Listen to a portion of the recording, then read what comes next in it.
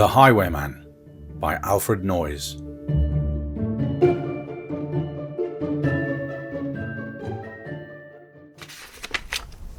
The wind was a torrent of darkness among the gusty trees. The moon was a ghostly galleon tossed upon cloudy seas. The road was a ribbon of moonlight over the purple moor, and the highwayman came riding, riding, riding. The highwayman came riding up to the old inn door.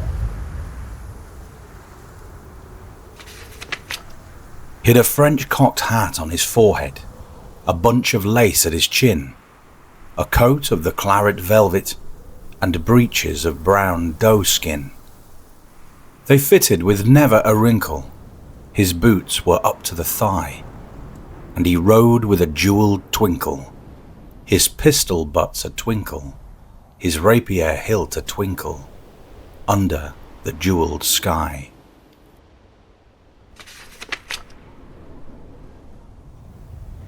Over the cobbles he clattered and clashed in the dark inn yard. He tapped with his whip on the shutters, but all was locked and barred. He whistled a tune to the window, and who should be waiting there but the landlord's black-eyed daughter, Bess, the landlord's daughter, plaiting a dark red love knot into her long black hair. And dark in the old inn yard a stable wicket creaked, where Tim the ostler listened. His face was white and peaked. His eyes were hollows of madness, his hair like mouldy hay. But he loved the landlord's daughter, the landlord's red-lipped daughter. Dumb as a dog he listened, and he heard the robber say,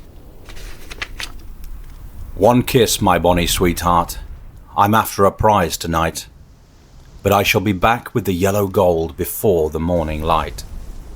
Yet if they press me sharply and harry me through the day, then look for me by moonlight, watch for me by moonlight. I'll come to thee by moonlight, though hell should bar the way." He rose upright in the stirrups. He scarce could reach her hand, but she loosened her hair in the casement. His face burnt like a brand, as the black cascade of perfume came tumbling over his breast, and he kissed its waves in the moonlight. Oh, sweet black waves in the moonlight. Then he tugged at his rein in the moonlight and galloped away to the west. He did not come in the dawning, he did not come at noon, and out of the tawny sunset, before the rise of the moon, when the road was a gypsy's ribbon looping the purple moor, a red-coat troop came marching, marching, marching. King George's men came marching up to the old inn door. They said no word to the landlord, they drank his ale instead, but they gagged his daughter and bound her to the foot of her narrow bed. Two of them knelt at her casement with muskets at their side. There was death at every window, and hell at one dark window, for Bess could see through the casement the road that he would ride. They had tied her up to attention with many a sniggering jest. They bound a musket beside her, with the muzzle beneath her chest. "Now keep good watch," she heard the dead man say. "Look for me by moonlight, watch for me by moonlight. I'll come to thee by moonlight, though hell should bar the way." The tip of one finger touched it. She strove no more for the rest. Up she stood to attention, with the muzzle beneath her breast. She would not risk their hearing. she would not strive again, for the road lay bare in the moonlight, blank and bare in the moonlight, and the blood of her veins in the moonlight throbbed to her love's refrain. Tlot, tlot, tlot, tlot. Had they heard it? The horse hoofs ringing clear? Tlot, tlot, tlot, tlot. In the distance? Were they deaf that they did not hear? Down the ribbon of moonlight, over the brow of the hill, the highwayman came riding, riding, riding. The redcoats looked to their priming.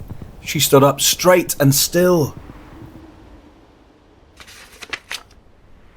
Tlot, tlot, in the frosty silence.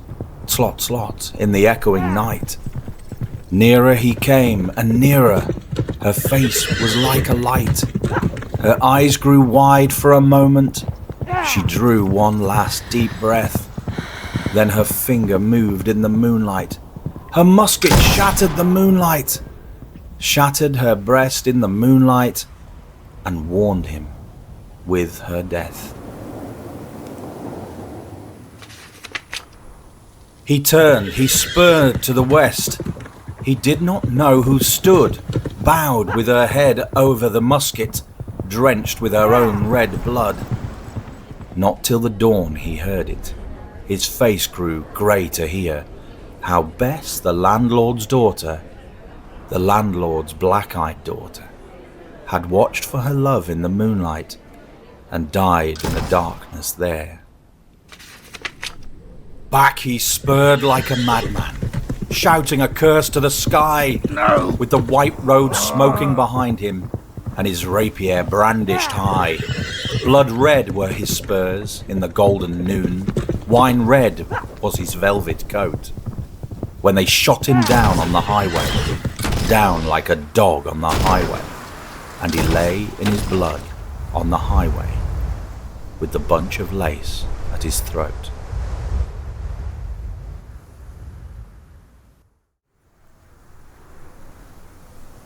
And still of a winter's night they say, when the wind is in the trees, when the moon is a ghostly galleon, tossed upon cloudy seas, when the road is a ribbon of moonlight, over the purple moor, a highwayman comes riding, riding, riding. A highwayman comes riding, up to the old inn door. Over the cobbles he clatters and clangs, in the dark inn yard. He taps with his whip on the shutters, but all is locked and barred. He whistles a tune to the window, and who should be waiting there but the landlord's black-eyed daughter, Bess, the landlord's daughter, plaiting a dark red love knot into her long black hair.